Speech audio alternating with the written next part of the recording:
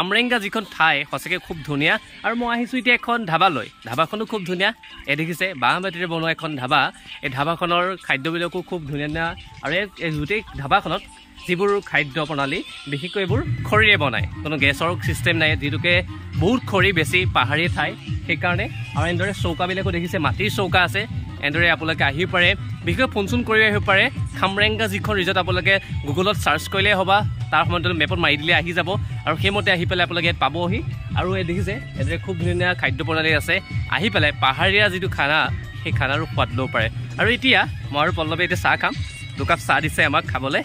তো এতিয়া চাহৰ সোৱাদ ল'ম আৰু দেখিছে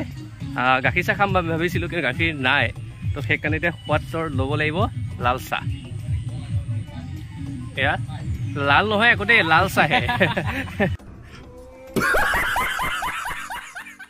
আৰু লাল চাহ উইথ কি দিছে গম পাই লাল চাহ উইথ এয়া বিস্কুট আপোনালোকে নাভাবিব আকৌ লাল বুলি লাল চাহ দিয়ক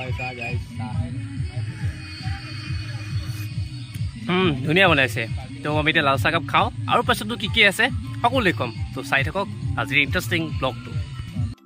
আমি য'ত চাহকাপ খাইছিলোঁ পাকঘৰখন দেখুৱাব অলপ কিমান ধুনীয়া বিশেষকৈ মাটিৰে বনোৱা হৈছে আপোনালোকে দেখিছে ইয়াত গোটেই যিটো খাদ্য সেই খাদ্য কোনো গেছত বনোৱা নহয় সেইটো মাটিৰ যিটো চৌকা সেই চৌকাত বনাইছে চাওকচোন এনেদৰে কেইবাটাও চৌকা আছে ইয়াতে আপোনালোকে আহিব পাৰে আহি পেলাই আপুনি মন পচন্দৰ যিটো খাদ্য সেই খাদ্য অৰ্ডাৰ দিব পাৰে এয়া দেখিছে বহুকেইটা চৌকা আছে যাতে এইখিনি মাছ মাংস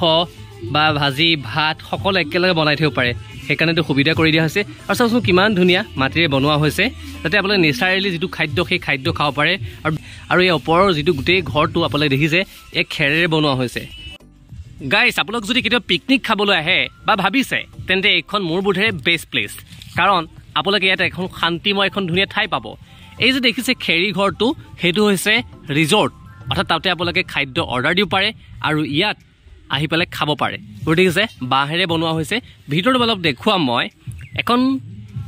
সৰুকৈ টেবুল আছে প্লাষ্টিকৰ টেবুল তাৰপিছত এই দেখিছেনে আপুনি আপোনাৰ সৰু যদি পৰিয়াল আছে বা বন্ধুৰ সৈতে বা বান্ধৱীৰ সৈতে আহিব বিচাৰে তেন্তে ইয়াত আহি পেলাই আপোনালোকে বহিব পাৰে শান্তিময় খুব ধুনীয়া এটা প্লেচ মোৰ যে খুব ভাল লাগিল মৃদুকৈ হাৱা বলি আছে আৰু ইয়াত বহি পেলাই একাপ চাহ